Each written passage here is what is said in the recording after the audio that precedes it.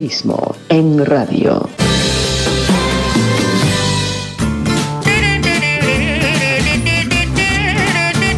Y a las 9 de la mañana, 37 minutos, nos metemos en otro de los temas de portada que está vinculado con el juicio a Ignacio Martín. Concluyeron las audiencias testimoniales. El paso de testigos, algunos de manera presencial, otros por videollamada, porque se encontraban en el exterior. El caso de un médico que formó parte de la atención a Nicolás Bertol.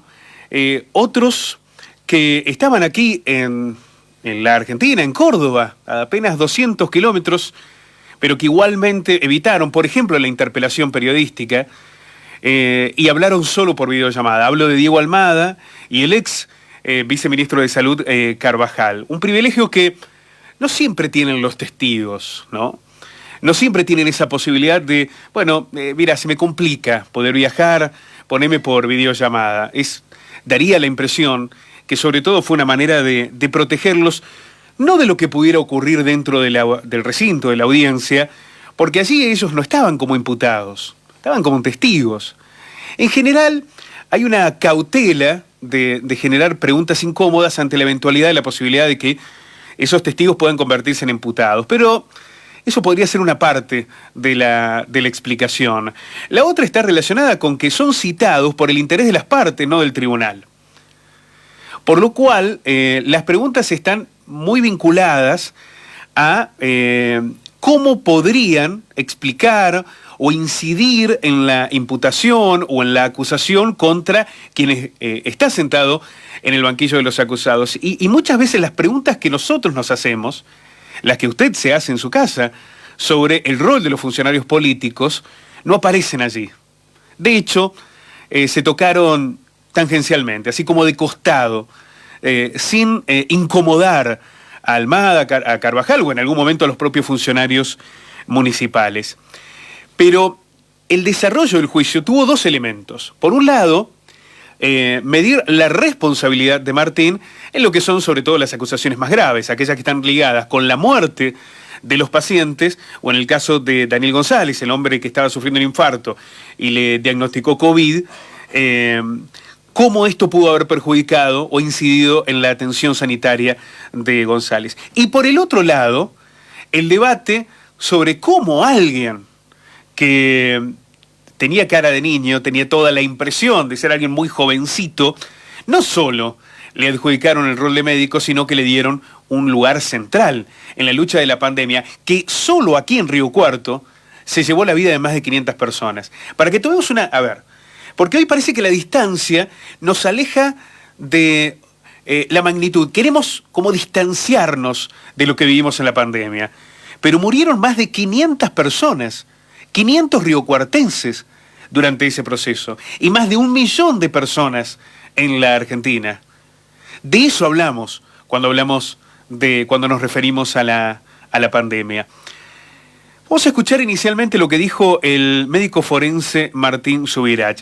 Por un lado, haciendo referencia a la oportunidad perdida, la chance perdida que tuvieron las víctimas, los pacientes que fueron asistidos por Martín, pero además en esta inexplicable situación en la que nadie cotejó al que estaba flojo de papeles. No hubo un acto médico porque no era médico, fue una estafa a nuestro entender, la buena fe de los pacientes y los familiares, creyendo que esta persona era médico. Doctor, cuando Martín llega a la casa de Bertol ya estaba fallecido. No surge del expediente que estaba fallecido. Puede haber estado en paro, pero no surge del expediente que haya estado fallecido. Aunque él menciona que puso el oxímetro al llegar y no marcó pulso. Puede ser, pero de lo que surge el expediente, que lo cual hicimos la pericia nosotros, no surge que haya estado ya fallecido el señor Bertol. Bueno, este dato que plantea Subirach, que es clave para medir la responsabilidad de Martín sobre la muerte de Nicolás. Si había o no fallecido al momento en el que Martín llega al lugar de los hechos. Y por el otro lado, esta estafa, así la denominó Subirach. Esto ha sido una estafa para la gente. Para quienes se enteraron a través de la televisión que el tipo que había ido a atender a su hermano, a su hijo o a su mamá, era un delincuente, era un falso médico. También habló Isaac Pérez Villarreal. Esto dijo en la audiencia. ¿Por qué se lo designó Ignacio, que no era de Río Cuarto, aquí en Río Cuarto? Lo designó la gente de Córdoba. Vino ya con la estructura armada de Córdoba y ellos la dejaron a cargo acá en Río Cuarto, a cargo del COD. O sea, como jefe médico lo designaron. Así es, el doctor Pablo Carvajal, el doctor Almada, digamos, lo designan a cargo acá en Río Cuarto. ¿Y esa designación se celebró en el marco de alguna reunión o ya vino? Ya vino armado, básicamente han estado en varios brotes en la región y ese mismo estructura la montaron acá en la ciudad de Río Cuarto y dejaron todo puesto acá en la ciudad, estaban en esos lugares. ¿Y qué información le brindaron Almada y el doctor Carvajal respecto de la formación de Ignacio, de las funciones que venía cumpliendo? Venía cumpliendo con ellos funciones del seguimiento de brotes, que había estado con ellos en otros brotes y que eran médicos. Bueno, aquí Pérez Villarreal ratifica lo que además había señalado Ferrario. Lo trajeron de la provincia, lo trajeron Almada, Carvajal. Ellos son los responsables de que Martín haya llegado a Río Cuarto. La primera referencia directa, ¿no? Porque hubo, por esta cuestión de autoprotegerse o de no romper, un intento de la municipalidad y de la provincia de evitar esa discusión pública sobre, che, ¿cómo vino Martín acá? ¿Y cómo fue que lo presentaron como médico? Bueno, citó claramente, ¿no? Pérez Villarreal, el subsecretario de Salud Municipal, fueron Almada, el jefe del COE, y Carvajal, el viceministro de Salud de la provincia. Ahora, Almada también habló y dijo, sí, es verdad, lo trajimos nosotros. No, le creímos. Ahora, nosotros no lo pusimos a atender a la gente. Él venía acá para coordinar y demás. Los que decidieron que atendiera a la gente fueron las autoridades locales y apuntó sobre el municipio. A ver, vamos a escuchar la primera parte de lo que dijo Almada en la audiencia. Sí, relación personal, vincular de amistad. La relación era, tal cual lo señalé antes, de un vínculo por trabajo, porque nos dirigíamos hacia los voluntarios de esa forma. No sé a qué hace referencia con relación personal. Él se presentaba como médico, nosotros a las autoridades sanitarias lo pusimos como coordinador del COD. Bueno, lo que intenta ahí plantear Almada, ¿por qué? Que no había una relación personal. ¿Y por qué lo señalaba?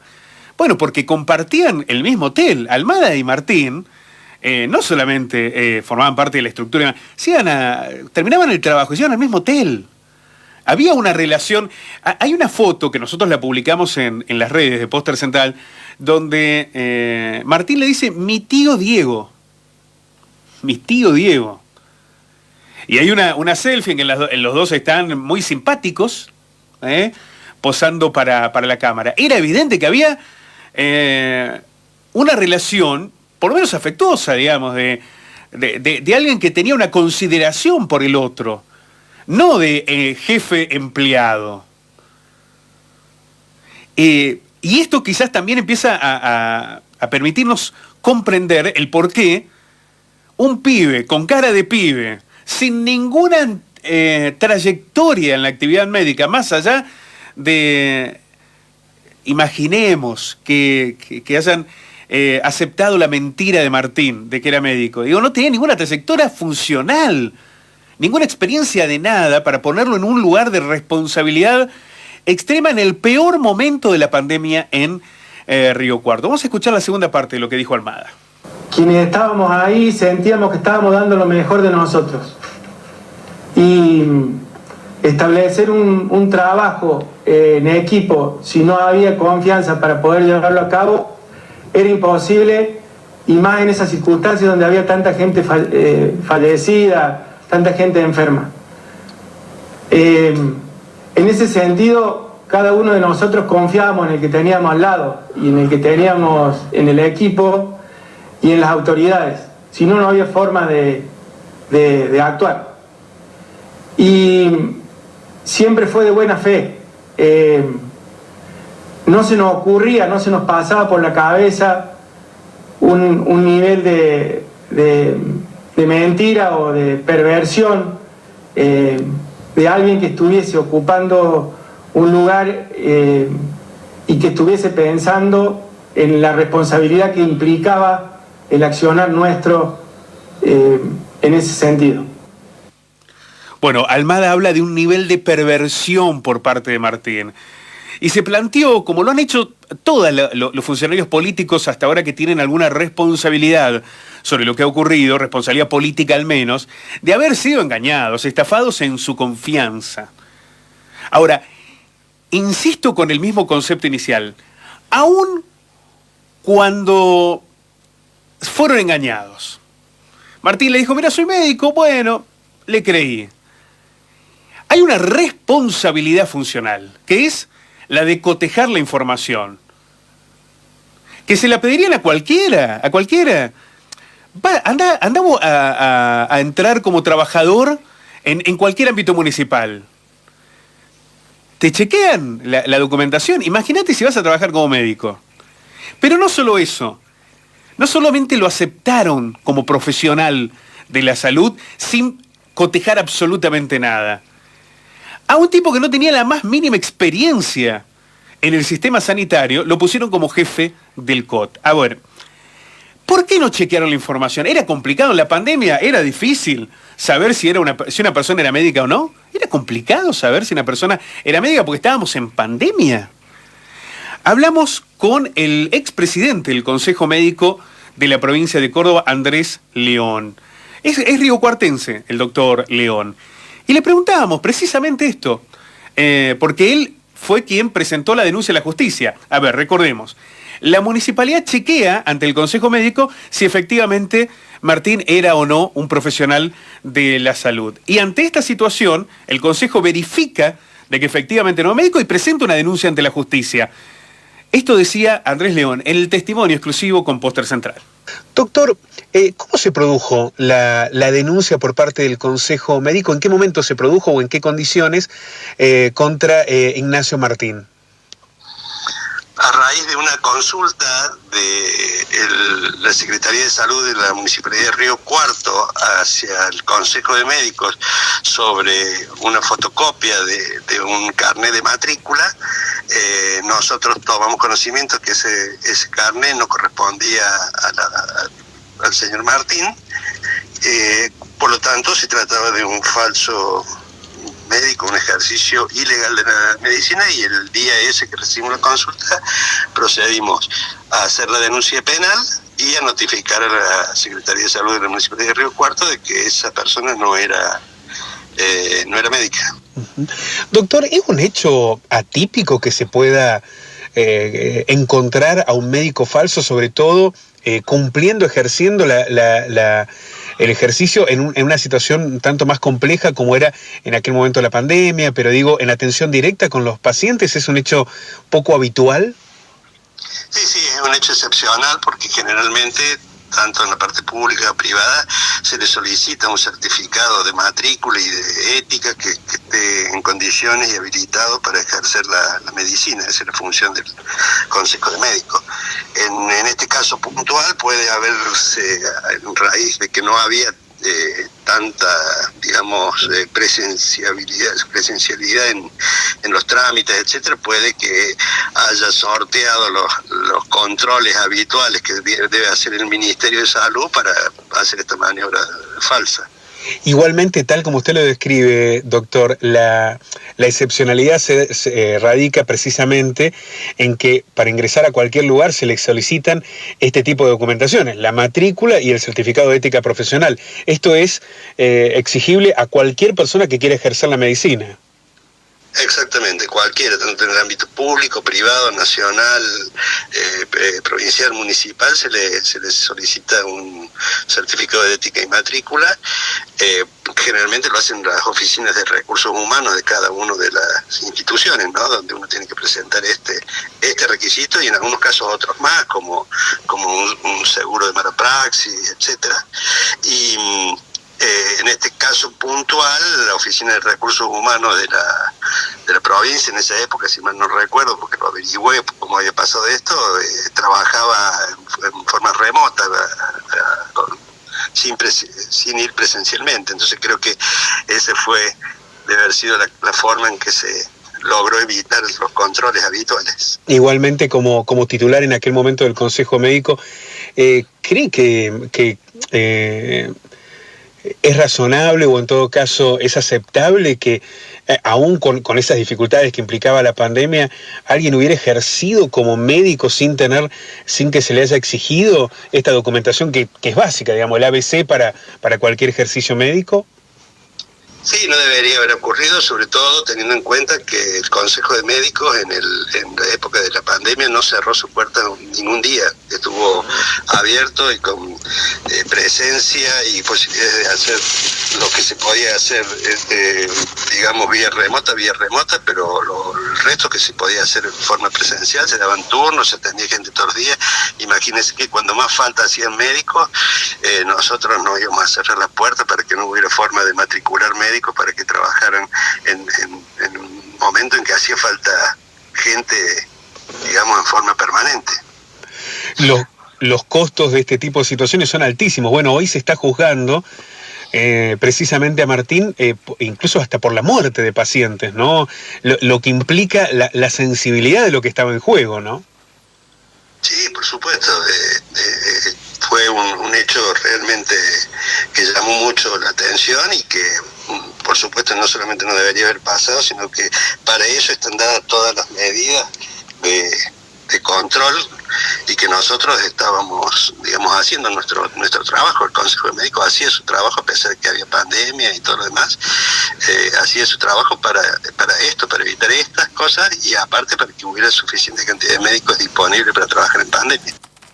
Bueno, queda absolutamente claro en lo que plantea el expresidente del Consejo Médico de la provincia de Córdoba, el riocuartense Andrés León, que trabajaron las 24 horas todos los días de la pandemia. Atendían todos los días gente, porque lo que faltaban eran médicos. Entonces, era fundamental que se les entregara la matrícula, se cotejara la información, todos lo hacían. Salvo la provincia con Ignacio Martín. ¿Qué pasó? ¿Por qué nunca lo cotejaron? Más allá de que actuaran de manera remota desde el área de recursos humanos de la provincia, estaban dadas todas las condiciones para que esa información se pudiera cotejar. Vamos a escuchar el último tramo de lo que dijo Carvajal allí cuando declaró ante el tribunal de Almada, cuando declaró allí ante el tribunal en el juicio a Ignacio Martín. Así es, señor juez. La función del COT era, como lo dice la palabra, un organismo táctico y está protocolizado a disposición de la autoridad sanitaria.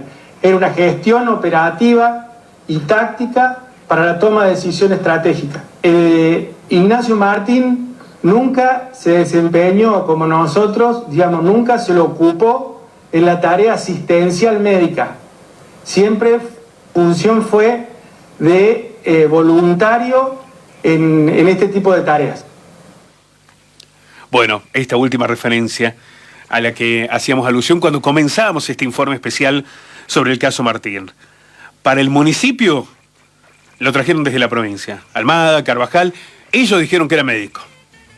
La provincia dice, sí, es verdad, lo trajimos nosotros. Pero ustedes lo hicieron atender a la gente, no nosotros. Y en ese debate, en esa discusión, tratan de tirarse la responsabilidad sobre lo que se estaba juzgando. Porque Martín no solo está siendo acusado por ser un falso médico, sino por atender a pacientes que se murieron, que fallecieron. Miren la gravedad de lo que ha ocurrido. El próximo 14 de agosto serán los alegatos. En un ratito te vamos a contar más detalles en la editorial del programa. 9 de la mañana, 56 minutos.